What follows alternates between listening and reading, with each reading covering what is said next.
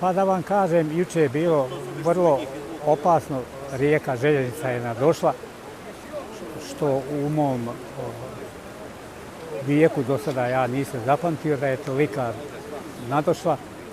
Prijetila je opasnost mojoj kući, pa kao i komšijama. Bila je kuća u vodi od 1,30 centimetara, tako da mi se ulila u prostorije.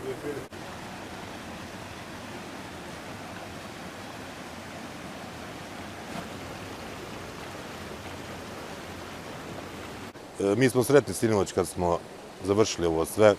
Opasno je, imamo mi sertifikate, obučeni smo za spasavanje na divljim vodama, tako da je za nas to rutinski posao, ali svaka akcija ima svoju specifičnost. Dakle, vrlo je bitno uraditi analizu postupaka, dakle plan akcije i onda do sad svaka prošla bezbjedno.